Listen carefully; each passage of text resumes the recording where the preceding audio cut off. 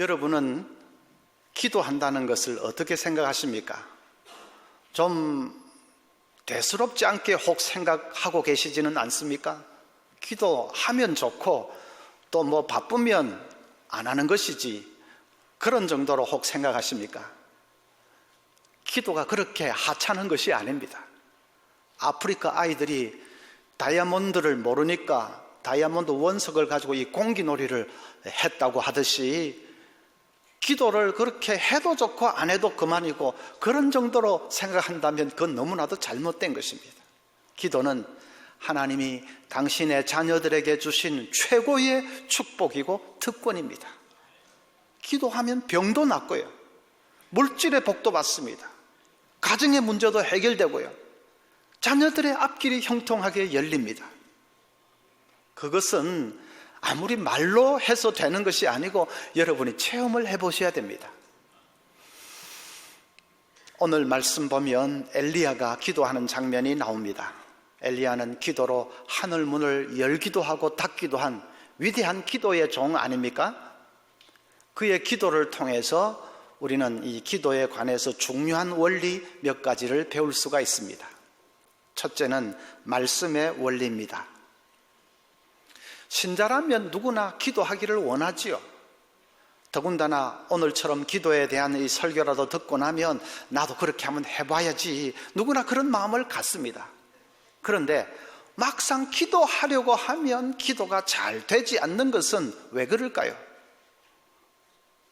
기도하려고 하면 그냥 10분을 채 버티지를 못하고 그냥 흐지부지 자리를 일어서는 것은 왜 그럴까요? 그것은 기도할 때에 하나님이 지금 내 앞에 계신다고 하는 그 하나님의 임재를 잘 느끼지를 못하기 때문입니다. 하나님이 지금 내 소리를 듣고 계신다, 내가 하나님과 지금 대화하고 있다, 그게 잘 느껴지지가 않기 때문입니다. 그게 느껴진다면 기도를 흐지부지 할 사람이 없겠죠. 하나님이 지금 내 앞에 계신다, 그게 생생하게 느껴지는데 흐지부지 할 사람이 있겠습니까? 그게 잘 느껴지지 않기 때문에 기도가 흐지부지해지는 것입니다. 하나님의 부재감, 그게 문제죠. 자, 이 문제를 어떻게 해결할 수 있을까요? 그래서 말씀 묵상이 중요합니다.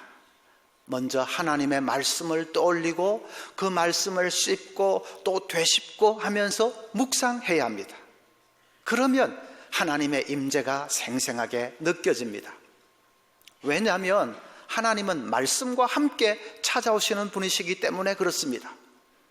여러분, 하나님의 임재를 느낀다는 것은 하나님이 계신다고 믿자, 지금 여기 계신다고 믿자, 믿어보자, 그렇게 억지로 지어내어서 되는 것이 아닙니다. 하나님은 말씀과 함께 찾아오시기 때문에 말씀을 깊이 묵상하다 보면 그 배후에 계시는 하나님을 만날 수 있습니다. 그리고 하나님이 지금 내 앞에 계시는구나, 그 임재를 생생하게 느낄 수가 있습니다. 그러면 기도가 저절로 이제 나오기 시작하는 것이죠. 오늘 엘리야도 보십시오. 41절에 보면 엘리야가 아합에게 이르되 올라가서 먹고 마시소서, 큰 비소리가 있나이다. 이게 무슨 말입니까? 하늘이 쨍쨍하기만 한데 큰 비의 소리가 있다니요. 그것은 1절에 보면 많은 날이 지나고 제3년에 여호와의 말씀이 엘리야에게 임하여 이르시되 너는 가서 아합에게 보이라, 내가 비를 지면에 내리리라. 말씀이 임했습니다. 하나님께서 이 황폐한 땅에 비를 내려주시겠다고 말씀하십니다. 엘리야는 그 말씀을 붙들고 묵상한 것입니다. 그러니까 영의 눈이 열려져 버렸습니다. 영의 눈이 열리니까 이 육의 눈으로 보기에는 구름 한 점 없이 쨍쨍한 하늘이지만 영의 눈이 열리니까 그냥 장대비가 쏟아지는 광경이 보입니다. 큰 비의 소리가 귀에 생생하게 들립니다. 그래서 아합에게 빨리 올라가서 먹고 마시소서, 큰 비의 소리가 있습니다 한 것입니다. 그리고 자기는 갈멜산에 올라가서 기도하기를 시작합니다. 그냥 영의 눈이 열렸는데 빗소리도 들리고 하나님이 역사하시는 것이 분명히 보이는데 기도가 터져 나오지 않을 수가 없지요. 우리도 마찬가지입니다. 먼저 말씀이 임해야 됩니다. 아기들은 어떻게 말을 배웁니까? 옆에서 엄마가 자꾸 말을 해주기 때문이지요. 엄마, 아빠, 맘마 그런 말을 옆에서 자꾸 해주기 때문에 그래서 아이가 이제 말을 배웁니다. 자꾸 들어야 말문이 트입니다. 그래서 청각장애를 가진 아이는 말도 못합니다. 듣는 것이 없으니까, 듣지를 못하니까 말도 할 수가 없는 것이죠. 기도의 말도 마찬가지입니다. 먼저 들어야 기도의 말문이 열립니다. 하나님의 말씀이 들려오고 하나님의 말씀이 내 심령에 거해야, 그래야 기도의 말문도 터지게 됩니다. 마르틴 루터는 성경 한 장은 기도에 불을 붙일 수 있는 라이터다, 그렇게 말했습니다. 성경 한 장은 기도에 불이 확 일어날 수 있도록 불을 붙이는 라이터와 같다. 말씀이 먼저 있어야 됩니다. 말씀을 묵상해야 된다고 하니까 그러면 기도할 때마다 성경 한 장 보고 기도하고 성경 한 장 보고 기도하고 그래야 되는가 의문이 생기시죠? 꼭 그럴 필요는 없습니다. 말씀을 깊이 묵상해서 말씀이 내 속에 살아있으면 그 힘으로 사흘도 기도할 수 있고 일주일도 기도할 수 있습니다. 스펀지를 물에 푹 적셔 놓으면 그 다음에 스펀지 짤 때마다 물이 나오지 않습니까? 내 심령이 하나님 말씀에 푹 젖어 있으면 그러면 따로 또 성경 보고 그렇게 하지 않더라도 얼마든지 그 힘으로 기도할 수 있습니다. 그래서 여러분 아침에 큐티 하는 것이 중요합니다. 아침에 큐티 하면서 하나님의 말씀을 묵상하고 하나님과 교제하고 그러면 하루 종일 언제든지 그냥 기도하고 싶은 마음도 있고 기도도 흘러나옵니다. 아직 큐티를 잘 못하시는 분은 주일날 들은 그 말씀을 가지고 묵상을 하십시오. 예를 들어 지난주일 무슨 말씀을 들으셨습니까? 하나님의 영광을 사모해야 된다. 하나님의 영광을 사모하면서 살면 그러면 목표가 분명한 삶을 살 수 있고 그냥 에너지가 철철 넘치는 그런 열정의 삶을 살 수 있고 그리고 담대한 믿음으로 나아갈 수 있다. 죽어가는 사람을 향해서도 일어나라 내가 명령한다, 그럴 수도 있다. 들으셨죠? 그러면 그 말씀을 가지고 자꾸 묵상하십시오. 어떤 분은 CD를 한 10번씩 듣는다고 하는데 그렇게 자꾸 묵상하십시오. 그러면서 그 말씀으로 이 말씀을 가지고 내 삶에 구체적으로 자꾸 적용을 시키면서 이 생각을 발전시켜 나가십시오. 그렇게 말씀이 거하면 저절로 기도의 말문이 열리게 될 것입니다. 여러분 꼭 그렇게 말씀으로 그 다음에 기도로 이어지는 그런 삶을 살 수 있기를 바랍니다. 두 번째로는 집중의 원리입니다. 엘리야는 혼자서 갈멜산 꼭대기로 올라갔습니다. 왜 거기냐? 하늘과 가까웠으냐? 거기가 기도의 골방이었습니다. 세상과 단절하고 하나님께만 집중하기 위해서 기도의 골방에 들어간 것입니다. 기도하는 자세도 마찬가지입니다. 42절에 보면 엘리야가 갈멜산 꼭대기로 올라가서 땅에 꿇어 엎드려 그 얼굴을 무릎 사이에 넣고, 그냥 엎드린 것도 아니고 얼굴을 무릎 사이에 넣었다. 이 간절한 마음의 표현 아니겠습니까? 세상 것은 다 끊어버리고 그냥 하나님만 바라보며 하나님만 집중하며 간절하게 기도를 드리는 모습이죠. 이 집중의 원리가 필요합니다. 우리는 기도하려고 하기만 하면 왜 그렇게 온갖 회방꾼들이 달려드는지 아마 여러분도 경험을 해보셨을 겁니다. 하루 종일 안 오던 전화가 기도하려고 하면 갑자기 따르릉 따르릉 울려댑니다. 세탁소 아저씨는 하필 그 시간이 되면 그냥 초인종을 눌러댑니다. 밖에서는 구급차가 맹맹맹맹 소리를 내며 시끄럽게 지나갑니다. 그냥 전화 코드도 뽑아버리고 기도 막고 막 이래가지고 조금 정돈이 됐다 싶은데, 그래서 기도하려고 하면 또 그때부터 잡념이 또 생기기 시작합니다. 관리비 내는 게 오늘까지던가 내일까지던가, 아참 옷을 너무 얇게 입히고 간 거 아닌가, 감기 들면 큰일인데, 참 내 친구에게 전화해 주기로 한 거 깜빡했구나. 평소에는 생각도 안 나던 것들이 기도하려고 하면 어떻게 그렇게 생각이 많이 나는지요. 그래서 마르틴 루터는 이렇게 말했습니다. 조용히 혼자 하나님과 대화하려고만 하면 채 시작도 하기 전에 5만 가지 회방꾼들이 한꺼번에 달려들었다. 사탄은 모든 이유를 총동원해서 기도를 지연시키려고 했다. 사방을 에워싸고 극렬하게 방해 공작을 폈다. 여러분도 아직 경험해보지 못했다면 한번 시도해보라. 열심히 기도하기로 작정하는 바로 그 순간 어마어마하게 다양한 잡념들이 달려들어 시작조차 못하게 물고 늘어질 게 틀림없다. 위대한 이 종교 개혁자도 우리하고 마찬가지 체험을 하는 거지요. 자, 그래서 그것이 영적인 전쟁입니다. 하나님의 임재 속으로 들어가려고 하는 사람을 사탄이 그렇게 하지 못하도록 막 그냥 길을 쓰고 방해를 하는 것입니다. 어떤 때는 아무도 없는 이 교회 본당에 혼자 나와서 기도하려고 눈을 감으면 뭐가 쓱 지나가는 것 같습니다. 섬찟한 기분이 듭니다. 눈을 떠보면 아무것도 없는데 섬찟한 기분이 듭니다. 어떤 집사님은 저에게, 목사님 요즘 이상해요. 눈만 가보면 고향에 죽은 사람들이 자꾸 보여요. 기도 좀 해주세요. 그럽니다. 사탄이 택도 없는 공포를 우리 속에 집어넣어서 아예 시작도 못하도록 그렇게 그냥 전쟁을 벌리는 것이지요. 그래서 우리가 그것을 바로 알면 좀 우리도 강하게 대해야 됩니다. 대치를 해야 됩니다. 잡념을 이기려면 절박한 문제부터 기도하십시오. 자꾸 잡념이 떠오르는 것은 별로 절박하지 않은 문제를 가지고 기도하려고 하니까 그렇습니다. 세계 평화를 위해서 기도하고 또 남북 통일을 위해서 기도하고 그거 다 필요한 거지만, 그러나 당장 나에게 절박한 문제는 아닐 수 있습니다.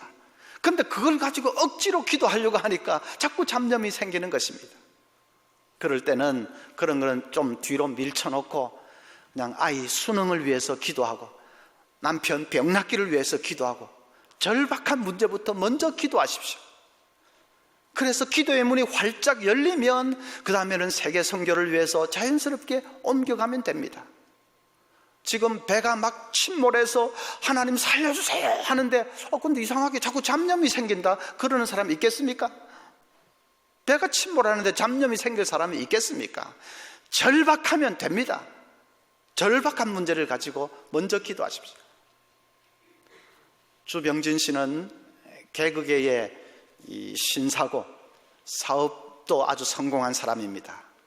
그런데 얼마 전에 뜻밖에도 자기 벤츠 이 승용차 안에서 여대생을 성폭행한 파렴치범으로 몰려서 고소를 당했습니다. 자기가 그런 짓 한 건 없고 그냥 이 자해 공갈단에게 당한 겁니다. 그런데 그런 일은 한번 소문이 나기 시작하면 기든 아니든 간에 그냥 일파만파로 번져가지 않습니까?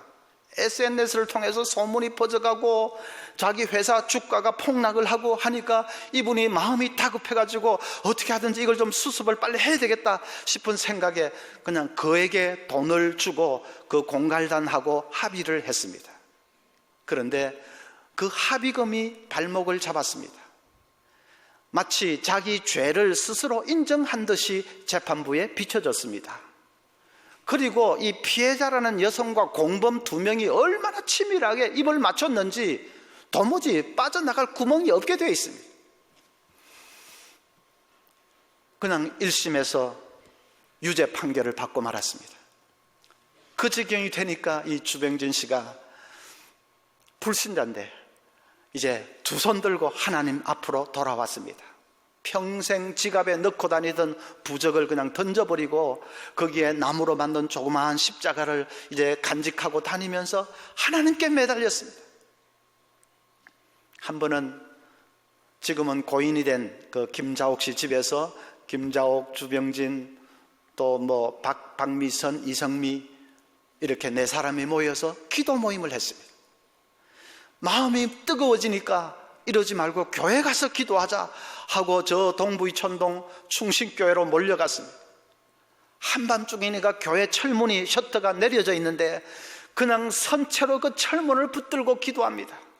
거기는 한밤중이라도 차도 많이 다니고 행인들도 있고 한데 아랑곳하지 않고 막 간절히 기도했습니다. 한참 기도하는데 옆에서 막 흐느끼는 소리가 들려서 눈을 떠보니까 주병전 씨가 땅바닥에 엎드려서 통곡을 하고 있습니다. 하나님 아버지, 하나님 아버지 하면서 통곡 기도를 하고 있습니다. 그런데 희한한 일이 일어났습니다. 그렇게 기도하고 나서부터 얼마 지나지 않아서 그동안 밝혀지지 않았던 새로운 무죄의 증거들이 쏟아져 나오기를 시작한 것입니다. 공갈범들이 너무나도 이렇게 입을 잘 맞춰가지고 도무지 결백을 증명할 방법이 없을 것 같았는데 생각지도 못한 곳에서 무죄의 증거들이 그냥 터져 나왔습니다. 결국 이 주병진 씨는 무죄 선고를 받았습니다. 공갈범이 형사처벌을 받았고 주범은 해배로 도피하는 것으로 사건이 마무리가 됐습니다. 초신자밖에 안 되는데 어떻게 그렇게 간절히 기도할 수 있지요? 워낙 절박하니까. 세 번째로는 인내의 원리입니다. 엘리야가 간절히 기도한 후에 사환을 보내서 바다 쪽을 보라. 사환이 아무것도 없습니다 했습니다. 계속 기도하고 또 보내고 7번까지 그렇게 했더니 바다 위에서 손만한 구름이 일어나나이다. 응답이 된 거지요. 그 구름이 금방 하늘을 뒤덮어 그냥 시커멓게 되어서 장대비가 쏟아지지 않았습니까? 엘리야가 6번쯤 하고는 이거 아무래도 안 되는 모양이다 포기했다면 그 놀라운 응답은 체험하지 못하는 것 아니겠습니까? 인내로 기도해야 됩니다. 하나님이 왜 단번에 응답해 주시지 않을까? 그것은 여러 가지 이유가 있을 수 있는데 그 중에 중요한 것 한 가지는 하나님은 우리 자신을, 기도하는 나 자신을 변화시키기를 원하시기 때문에 그렇습니다. 시골 어느 통나무집에 병약한 남자가 한 사람 살고 있었습니다. 그런데 자기 집 입구에 큰 바위 덩어리가 있어가지고 그게 너무 불편하고 힘이 듭니다. 그런데 어느 날 하나님이 꿈에 나타나셔서 얘야 매일 그 바위를 밀어보렴 그러십니다. 그 사람이 그 말에 이제 희망을 가지고 매일 바위를 밀었습니다. 그런데 1년이 지났는데 보니까 아무런 변화도 없습니다. 바위는 1cm도 옮겨지지 않았습니다. 1년 동안 헛수고한 것이 너무 억울해서 이 사람이 엉엉 울었습니다. 하나님께서 다시 나타나셔서 말씀하십니다. 얘야 나는 바위를 옮겨주겠다고 말한 적이 없다. 바위를 밀어보라고 했다. 이제 거울에 가서 네 모습을 한번 비춰보렴. 이 남자가 달려가서 거울을 보다가 깜짝 놀랐습니다. 거울 속에는 병약한 남자의 모습은 간 곳이 없고 그냥 튼튼한 근육질의 남자가 서 있는 것이 아니겠습니까? 그 순간에 깨달음이 스쳐 지나갔습니다. 그렇구나. 1년 동안 밤마다 하던 기침을 한 번도 안 했구나. 그리고 기분도 상쾌하고 잠도 잘 잤지. 하나님의 계획은 바위를 옮겨주는 것이 아니라 그 사람을 변화시켜주는 것이었습니다. 튼튼하게 강건하게 만들어주는 것이었습니다. 기도도 마찬가지입니다. 하나님 우리 가정에 이 문제 해결해 주세요. 또 저 문제 저렇게 해주세요. 이렇게 해주세요. 우리 기도를 많이 하지요. 다 바위 옮겨달라는 기도입니다. 그런데 기도를 계속 하다 보면 나 자신이 변합니다. 내 생각도 변하고 내 관점도 변합니다. 전에는 그렇게 크게만 느껴졌던 세상 일이 왜 그렇게 아무것도 아니게 작은 일로 느껴지는지요? 전에는 걱정, 근심에 짓눌려서 살았는데 한참 기도하다 보니까 아이고, 내가 뭐 그까짓 문제로 그렇게 노심초사했던가, 자기가 어리석게도 보이고 우습게까지 보이기까지 합니다. 기도하는 동안에 하나님께서 나도 모르는 가운데 내 생각을 변화시켜 주시고 내 관점을 변화시켜 주신 것입니다. 그래서 나를 영적으로 튼튼하게 만들어 주신 것입니다. 그러면 방해는 옮겨지든지 안 지든지 이제 상관없는 것이죠. 나는 얼마든지 헤쳐나갈 수 있습니다. 미국 엘리베이션 교회의 스티븐 퍼틱 목사님이 자기 할아버지에 대해서 간증을 했습니다. 할아버지는 말년을 힘들게 사셨답니다. 왜냐하면 할머니에게 중증 치매가 왔기 때문입니다. 치매가 오기 전에 그 할머니는 말할 수 없이 깔끔하시고 정갈하신 분이셨습니다. 그런데 이제는 차마 눈뜨고는 못 볼 지경까지 됐습니다. 한밤중에 자기를 간호하는 그 남편에게 욕설을 퍼부으면서 막 더듬더듬 칼을 찼습니다. 성추행범으로 오해를 한 것입니다. 씻겠다고 해서 욕실로 데리고 가면 또 욕설을 하면서 그냥 난리를 피우는 일이 한두 번이 아닙니다. 이 인지 능력이 완전히 사라졌습니다. 그런 할머니를 위해서 할아버지가 계속 기도하십니다. 하나님 기적을 베풀어서 이 자기 아내를 병이 호전되게 해달라고 기도를 합니다. 마지막을 이렇게 해서 마칠 수는 없지 않습니까? 병세가 호전이 되어서 행복한 임종을 맞게 해달라고 계속 기도를 합니다. 그런데 병세는 호전되기는커녕 점점 더 악화되어만 갔습니다. 그래도 그 할아버지는 낙심하지 아니하고 신실하신 하나님 신뢰하면서 끝까지 인내로 기도했습니다. 변화는 할머니가 아니라 할아버지에게 나타났습니다. 할아버지에게 자기 아내를 불쌍히 여기는 마음이 간절해졌습니다.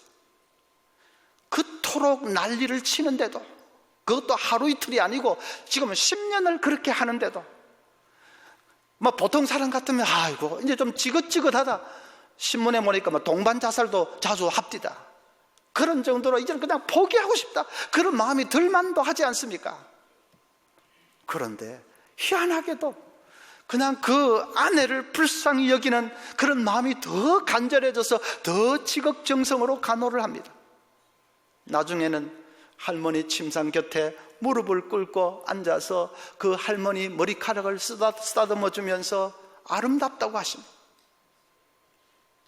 냄새가 온몸에서 풀풀 나는 그 할머니 곁에서 그냥 그윽한 눈빛으로 바라보면서 머리를 만져주면서 참 아름답다.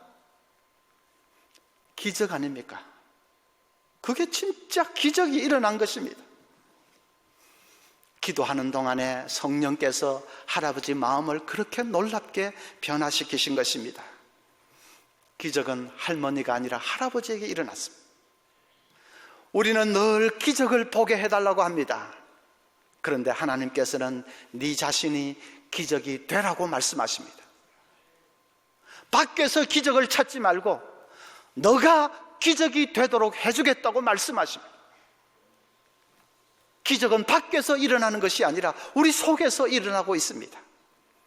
그래서 여러분, 낙심하지 말고 기도해야 됩니다. 인내하면서 끝까지 기도해야 됩니다. 응답은 두 가지 중에 하나입니다. 바위를 옮겨주시든지 아니면 내 몸을 튼튼하게 해주시든지 두 가지 중에 하나입니다. 밖에서 기적이 일어나든지 내 속에서 기적이 일어나든지 두 가지 중에 하나 반드시 응답해 주실 것입니다. 김현성 시인이 가을에는 기도하게 하소서 읊었지요. 이 좋은 계절에 우리 다시 한번 기도의 힘을 좀 낼 수 있기를 바랍니다. 그래서 기도를 통해서 하나님이 우리를 찾아오시고 문제를 해결해 주시고 나를 변화시켜 주시는 이 놀라운 복을 우리 서문교회 성도들 다 누릴 수 있기를 바랍니다. 찬송하십시다.